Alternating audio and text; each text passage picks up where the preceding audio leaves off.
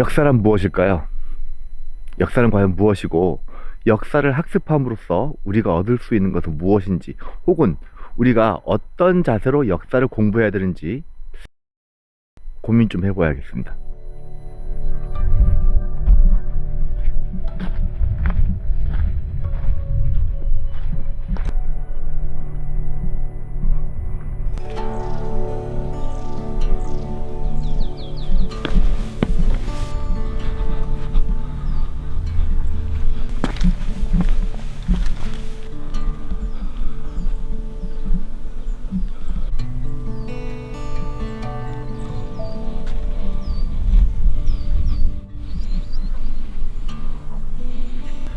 역사하면 뭐가 떠오르세요? 그렇죠? 옛날 거. 여기 있는 것처럼 고려시대 만들어졌던 비석이니까 옛날 거 공부하는 게 보통 역사라고 하죠. 우리가 보통 역사란 무엇인가라고 하는 질문에 대해서 우리가 내릴 수 있는 첫 번째 답은 뭐냐면, 역사란 옛날 일이죠. 옛날에 이런 비석들이 만들어졌고, 옛날에 이런 절터가 만들어졌고, 옛날 일, 옛날 것 그 자체를 우리는 역사라고 할 수 있겠습니다. 제가 초등학교 5학년 때 말이죠, 아침에 일어나서 눈을 딱 떴더니 뭔가 뜨뜻한 느낌이 나요. 아, 뭐지? 하고 그러고 이불을 딱 걷어보니까 허허, 이불에 쉬를 했어요. 되게 기분이 좋더라고. 살짝 따뜻한 그 느낌? 그래서 막 이러고 있었는데, 우리 어머니가 보더니 엄청 화가 나셔가지고, 이놈의 새끼 또 이불에 또 쉬를 했냐면 또 이제 엄청 열이 받으신 거죠. 그런데 말이죠, 세월이 흐르고 흘러 한 20년, 30년이 흘러가지고 선생님이 여자친구를 사귀어가지고 집으로 데리고 왔어요. 부모님께 인사를 드렸죠. 이때 부모님이 그때 그 초등학교 5학년 그날의 이야기를 꺼내시는 거예요. 그거 아니, 얘가 말이야 그 뭐 초등학교 5학년이 되도록 이불에 쉬를 했었다 라고 하는 이야기를 하는데, 내가 이야기 못하게 막 말렸죠. 엄마, 그런 얘기 하면 어떡해, 안 되지 라고 하는데, 내가 그것을 인정하지 않는다고 해서 초등학교 5학년 때 내가 이불에 쉬한 사실이 없어지나요? 사라지나요? 그렇지 않죠. 아마 평생 죽을 때까지 초등학교 5학년 그날의 사실은 영원히 남을 거예요. 이런 것을 우리는 뭐라고 하냐면 객관적인 사실이죠.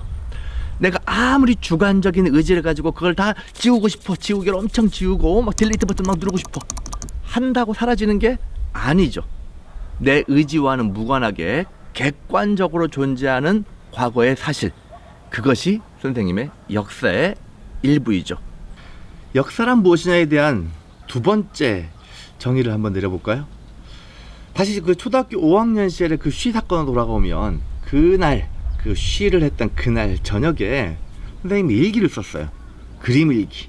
뭐라고 썼냐, 이불에다가 이렇게 지도 그린 거 그려놓고, 나는 오늘 꿈속에서 오랜만에 바닷가 나가서 수영을 열심히 했다. 물이 되게 따뜻했고 되게 행복했고, 그 따뜻함 속에서 나는 되게 편안함을 느꼈다.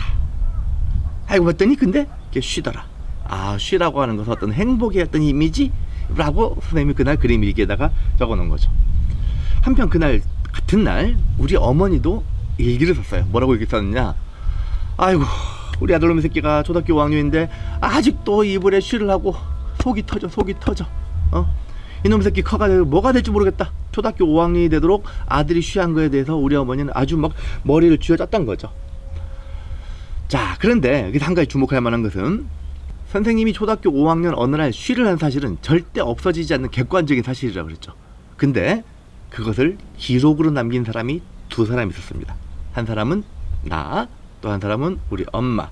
두 사람이 그것을 기록으로 남겼는데, 이때 그것을 기록으로 남겼을 때에 원래 있었던 쉬 사건에 대한 이미지가 확 달라지죠. 선생님이 남겼던 쉬에 대한 기록은 되게 행복했던 기억, 우리 어머니가 남겼던 쉬에 대한 기록은 속 터졌던 기록. 자, 역사란 무엇인가에 대한 두 번째 정의죠. 역사란 객관적인 과거의 사실을 기록하는 거죠. 이때 기록은 누가 하나요? 인간이 하죠. 이때 인간이 과거의 역사적 사실을, 객관적 사실을 기록하는 과정에서 필연적으로 무엇이 개입될 수밖에 없을까요? 기록하는 사람의 주관적인 의지가 기록될 수밖에 없죠. 자, 쉬 사건을 선생님이 기록한 것, 쉬 사건을 우리 엄마가 기록한 것이 기본적인 팩트는 동일한 팩트이지만 그것을 기록하는 과정에서 얼마나 달리 해석될 수 있는가를 보여주는 전형적인 사례라고 할 수 있겠죠. 우리가 공부하고 있는 한국사 교과서는 첫 번째, 과거의 사실 그 자체일까요? 아니면 두 번째, 과거의 사실을 인간이 주관적인 의지로 기록한 것일까요? 그렇죠. 두 번째일 거죠. 교과서라고 해서 무조건 100% 있는 그들의 100% 객관적인 사실만 기록할 수는 없습니다. 객관적인 사실 중에서 우리 교과서 요만큼 400페이지 정도 되는 교과서에 과거 5000년의 역사를 때려 넣는 것은 그 중에 어떤 사건들이 중요한지, 어떤 인물들이 중요한지를 선별하고 골라내서 기록하는 작업이 필요하죠. 그것을 골라내는 것 자체가 이미 뭐가 개입되어 있는 거죠? 그렇죠. 우리의 주관적인 판단이 개입되어 있는 거죠.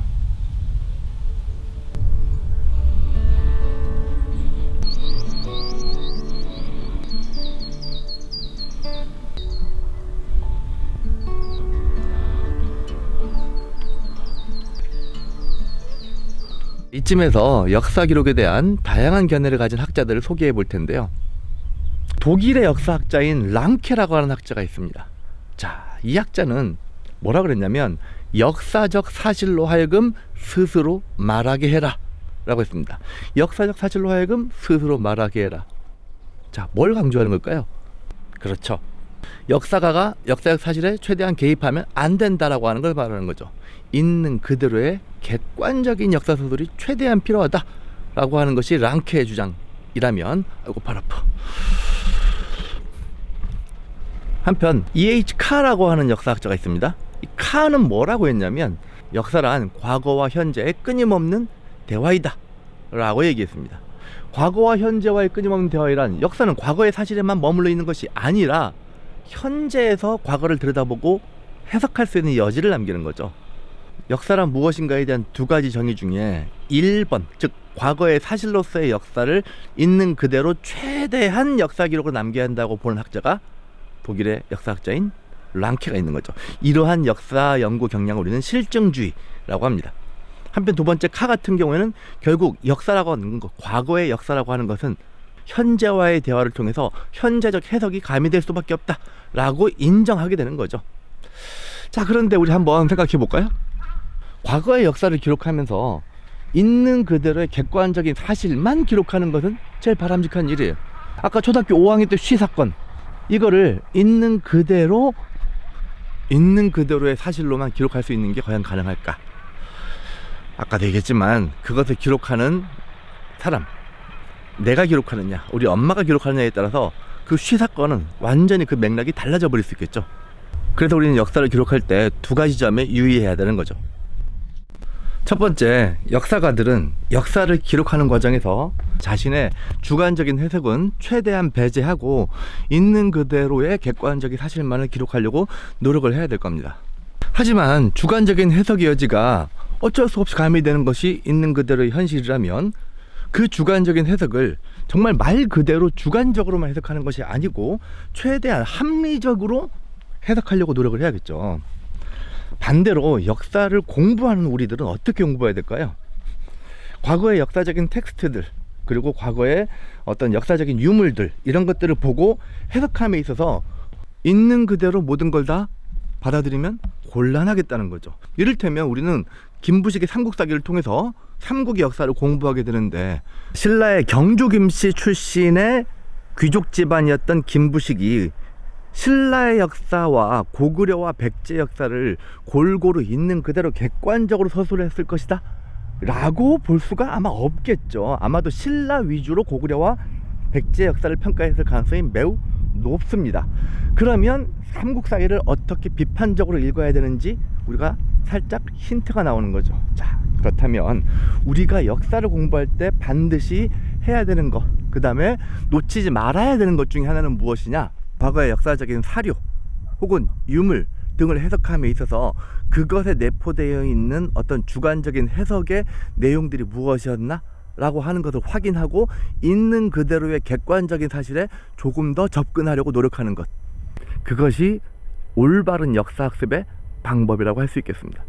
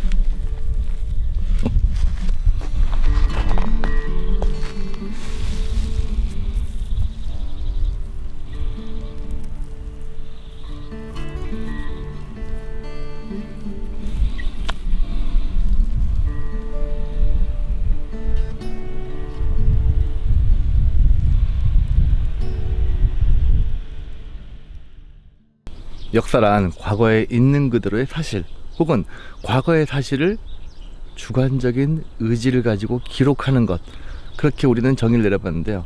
그러면 역사라고 하는 것이 과거라고 하는 어떤 시간의 개념에만 해당되는 걸까요? 그렇지 않죠. 자, 이게 어딜까요? 뭐 남한강대교, 뭐 한강 자전거길 등등 보이는데, 여기 남한강입니다.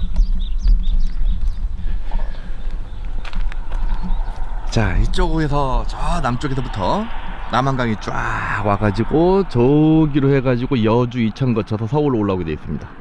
그리고 이쪽으로는 강원도에서 섬강이라는 강이 쭉 흘러내려와가지고 이곳에서 만나가지고 서울로 강이 합쳐지는 거죠. 한강이 더 커지는 거죠. 자, 이곳은 조선시대에 흥원창이라고 하는 아주 거대한 조창이 있었던 곳인데요. 조창이라는 것은 조선시대 조세를 거두어 들이는 창고,